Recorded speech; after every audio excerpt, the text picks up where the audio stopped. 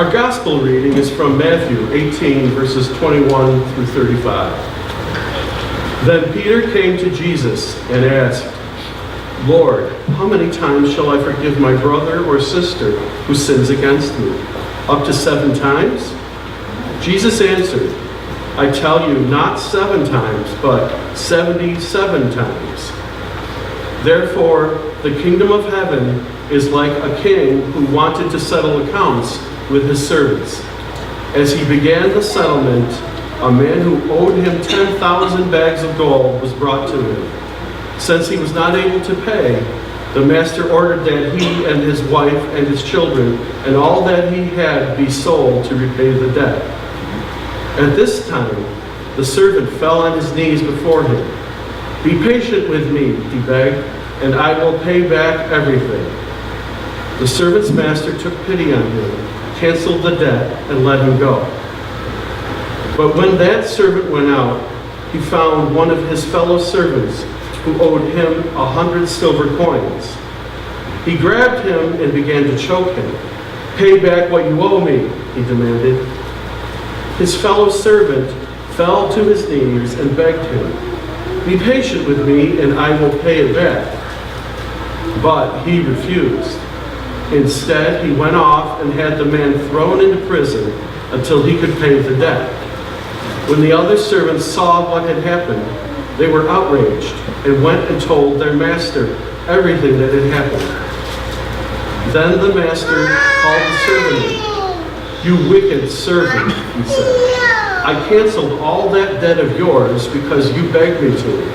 Shouldn't you have had mercy on your fellow servant just as I had on you?' In his anger, his master handed him over to the jailers to be tortured until he should pay back all he owed. This is how my heavenly Father will treat each of you unless you forgive your brother or sister from your heart." Well, starting yesterday, it's church dinner week at St. James and at Hope. Putting on a church dinner is a huge undertaking, isn't it? And if you've never been a part of one other than to just eat one, you really need to experience it for yourself. You really should. Yesterday, we had the turkey dinner at Hope, and if I don't eat turkey until Thanksgiving, I think I'll be all right with it. Because things felt like they were getting out of hand. We sold nearly 300 dinners. And there was always just this continuous line of people. I never experienced anything like that at Hope. And it didn't let up until we were sold out. But the reason that we could kind of pull that off and keep it together was that everyone gets along. Even in what seems like chaos, everybody has a job and you just trust the system, right? At St. James, drive-through dinners, we don't have sit-down meals, but they can also get pretty hairy at times, can't they? Things get fast and furious when the cars start to line up and everybody's throwing up numbers about how many dinners to get. Hopefully with the good weather this week we'll have a sellout. I'm hoping. But one of the things I like about dinners are kind of the traditional recipes that get passed on from generation to generation. Sometimes it can almost be a sacred thing, right? You've got to make the potatoes the right way, otherwise they won't taste like potatoes, apparently. You know? Church dinners are kind of a lost art, too. So many congregations have aged to the point where fewer and fewer have the energy to actually pull a church dinner off anymore. And one of the things I've noticed is that church dinners don't seem to be a feature of newer non-denominational churches. They don't seem to do the church dinner thing. One of the biggest reasons they don't seem to is maybe because of mission. It's a fair question to ask if a church dinner really has to do with the mission of the church to make disciples for Jesus Christ. But then I want to flip that around a little bit. If you think about food in terms of building community, even if you charge people for a meal and make it a fundraiser, having people for a meal can still be a great way to get people together. It can be a great way of showing people what we're about as a church, as we do work together and try not to, yell at each other when the heat's up. A church dinner becomes like an open house. It definitely was yesterday, and it often is. We have a good time with people as they drive through the line on Chicken Dinner Day, Chevette's Day. As I listen to people talk as they lined up to eat yesterday, we had like 40 people line up at 3:45. Like, come on, don't you have something better to do? They shared stories of the past. I was listening to them talk. They shared stories about walking into church and how it made them feel welcome, even though most of them had never been to a worship service at our church. We shared things about how at one time the church was the center of family life and community life. And a few times I heard in the conversation a longing for this to be a reality again. Because the truth is that we are missing that anchor of the church in our communities. We can see all around us how we don't get along as we once did in our communities. The communities don't seem to have a sense of cohesiveness the way they once had. We certainly don't get along in our political life as maybe we once did. At least we don't have a sense of civility anymore. We don't get along within our denomination, United Methodist Church, as social issues and pressures threaten to tear us apart. We just have trouble even, again, being civil to each other. Well, if we go back to the idea of church dinners and we think about those traditional church dinner recipes, the potatoes, the coleslaw, the biscuits, whatever that particular thing might be, the church has some amazing recipes for getting along with one another that we've forgotten about. And I think it's clear that Jesus wanted to create a community that could stick together, that could defy the odds and the conventional expectations when things became difficult. Because our Bible contains many teachings or recipes for good community. And basically behind each recipe is the idea that the church should be a place of reconciliation, where people can find a relationship with God through Jesus and find healing for broken relationships with each other. So maybe our relationships aren't perfect in the church, but at least we can say, hey, we're working on making them better. As I said last week, reconciliation is hard work, isn't it? But it's even harder when the extra ingredient of faith is involved. Now, what do I mean by that? Well, when our beliefs and our faith are involved, it's very hard for two people who have different beliefs to get along. Now, we've seen religious violence between different faiths. But even within the Christian community, it can be very hard to reconcile people who have come to believe very different things about the way to interpret the Bible or theology. Because why? Well, salvation is on the line. The truth is on the line. It's a matter of heaven or hell, life or death. There's a great joke that illustrates this point. It's an old joke, you've probably heard it before. But it goes like this. Once I saw a guy on a bridge about to jump. And I said, don't do it. He said, nobody loves me. And I said, God loves you. Do you believe in God? And he said, yes. I said, are you a Christian or a Jew? And he said, a Christian. I said, me too. Protestant or Catholic? He said, Protestant. I said, me too. What denomination? He said, Baptist. I said, me too. Northern Baptist or Southern Baptist? He said, Northern Baptist. I said, me too. Northern Conservative Baptist or Northern Liberal Baptist? He said, Northern Conservative Baptist. I said, me too. Northern Conservative Baptist Great Lakes region or Northern Conservative Baptist Eastern region? He said, Northern Conservative Baptist Great Lakes region. I said, me too. Northern Conservative Baptist Great Lakes Regional Council of 1879 or Northern Conservative Baptist Great Lakes Regional Council of 1912? He said, Northern Conservative Baptist Great Lakes Regional Council of 1912. I said, die, heretic, and I pushed him off the bridge. It's funny because it sounds stupid, right? But we take our beliefs very seriously because they're the center of who we are. And we don't like the idea that some parts of what we believe might be subjective rather than objective truth. In our passage from Romans, Paul details two big arguments that were happening in his day. that were dividing up the early church. One issue concerned eating meat sacrificed to idols. And the other issue concerned which day was best to worship on. Can you believe it? It was really about how Jewish a person had to be in order to be a Christian. Did you have to worship on the Sabbath day? Did you have to avoid eating meat sacrificed to pagan idols? Now today that doesn't sound like much to argue about, does it? But in Paul's day, it was a very serious argument, to the point where people on one side would point across the table to their opponents and say, hey, those people who think differently than us, I don't think they're Christians. Surprisingly, though, when Paul weighs in, which I'm sure they all wanted him to, you know what he says? He says these big arguments that you're having amongst yourselves, they don't really matter the way they think they do. Let's take a look at Romans 12, verse 10 and 13 and 14. Paul writes this, you then, why do you judge your brother or your sister? Why do you treat them with contempt? For we all stand before God's judgment seat. We move into verse 13. Therefore, let us stop passing judgment on one another. Instead, make up your mind not to put any stumbling block or obstacle in the way of a brother or a sister.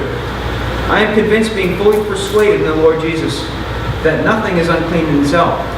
But if anyone regards something as unclean, then for that person it is unclean. Paul says God alone is the one who can make the judgment call. But where there's controversy, there's probably more than one way to think about an issue. Take the current divisiveness concerning the standing of LGBTQ people in the United Methodist Church. It's a controversial thing. Both sides read the same Bible, sing the same hymns, pray the same prayers, attend the same churches. Both sides claim to be authentic disciples of Jesus Christ. And yet, both sides treat each other with a lack of respect. To get each side to agree that the other side might actually be people of genuine Christian faith is very difficult. Instead, we just call people names. You're a conservative and an evangelical, you must hate people. You're a progressive or a liberal Christian, you must not read the Bible, or you must not believe in salvation. When people become their own judge and jury and become convinced that God is on their side, watch out. That's when things overheat, and that's when churches break up. Our NIV translation uses the word contempt. We treat each other with contempt. We judge the other side. And Romans describes the sad state of affairs between these two sides. One side referred to the other side as being intolerant and treated them with contempt. The other side viewed those people as not being strict enough, not being holy enough, and judged them. Sounds like the political parties these days in Washington. Right, exactly. And the problem with contempt and judgment is that it's poison to a community. Once contempt creeps in, once judgment, people cast judgment, trust breaks down. And we just roll our eyes at the other side. Oh, here they go again.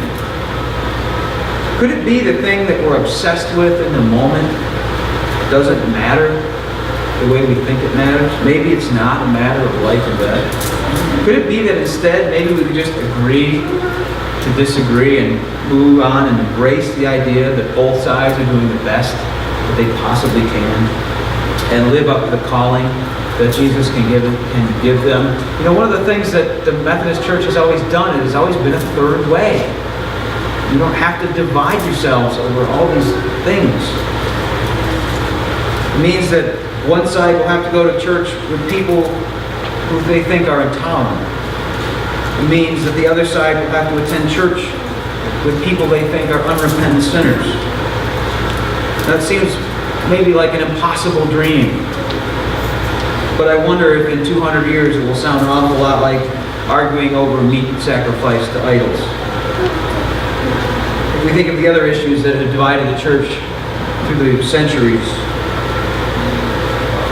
it's certainly been true of issues like slavery, The sacraments of communion and baptism have often been points where the church is divided up. Even the understanding of the Trinity has been a point of great divide. There are so many issues that we have divided on in the past. The question is, what hill do you want to die on? And Paul says, really, what it should be about is if we're following Jesus, if we're reading the Bible, not how we're following Jesus or how we're reading the Bible. So we need to drop that cycle of contempt and judgment within the church and just gather for worship. Stop worrying about who is right, about things that maybe don't matter as much as we think they do. Paul says we'll all answer to God someday after all, so in the meantime, relax. Because it's all about creating a sense of community and reconciliation, even where there is an agreement on things that people hold dear. It's not about creating an atmosphere of tolerance. Tolerance doesn't go far enough. What Paul wants Christians to do is to genuinely come together, even when they can't agree. Well, after we drop our contempt of each other, our judgment of each other, we need to make sure that we go all the way, not just tolerate each other, but reconcile and create a culture of forgiveness. And that's what our gospel passage talks about this morning. In our gospel passage, after hearing Jesus teach about reconciliation, we heard about that last week, Peter asked Jesus a question. He says in verse 21, Lord, how many times shall I forgive my brother or sister who sins against me? Up to 7 times? Jesus answered, I tell you, not 7 times, but 77 times, or 70 times 7, depending on your translation. Now, here's the thing. Peter isn't literally asking Jesus if all he has to do is count up to 7 for forgiving someone. 7 is a divine number in Judaism. What Peter's doing is he's asking Jesus how to be godly when it comes to forgiveness. Jesus then gives him a very straightforward answer, an overwhelming number of times. And then he gives them this parable about a slave and his master and a huge debt that he forgives. A debt so absurdly large that Jesus basically tells Peter that no matter how many times someone asks for forgiveness, he should forgive, because that's the way God treats forgiveness. Jesus doesn't seem to care that people might take advantage of this. It's interesting, isn't it? It's never right to bear a grudge. Grudges, like contempt, like judgment, poison the community, and they make reconciliation impossible. The goal for Jesus is reconciliation above all else, because everything else is second to reconciliation. Jesus, after all, has come to reconcile the whole world to God. He calls on the church to be reconciled with each other. We have been forgiven so much by God. Can we not extend the same grace, the same forgiveness to each other? And that's really the heart of the question, isn't it? Can we truly allow ourselves to reflect God's love and God's grace and God's light and hope to those around us? Chances are, and I've watched this happen a number of times, but chances are, if your relationships are falling apart because of your relationship with God specifically, then I think you're doing it wrong. Because the recipe for getting along comes from God. And it's pretty easy as long as we use it. There are only 2 ingredients in this recipe to remember. And they will improve all of our relationships, every single one, but especially those relationships that we have in the church. So we cut out the contempt and the judgment, and then we forgive often. Forgive every time. It's part of a grander picture of how we build a culture of reconciliation and forgiveness within the church. So I want you to think about that next time we're at a church dinner. If you're volunteering and you're running here and there and everywhere trying to get a hold on things because things are crazy, I want you to think about community.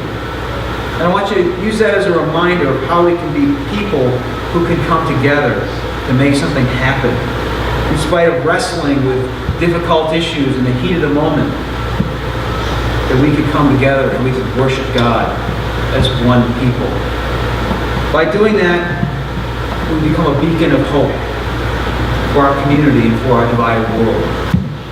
And by doing that, it would be a statement that we don't work the way the world works, that things can be different, that it's possible to think about things differently and do things differently. But it's up to us in the church to actually carry out that reconciliation with each other. So if there's something between you and another person in the church, go figure that out. Go make that right. Don't let that come between you and your relationship with God. Because the church is called to be holy. But holy means to be set apart, to be different, to be special. And that's what we are. That's what we are. We have a gift that we can share with the world. So let's be a family of reconciliation with a culture of forgiveness.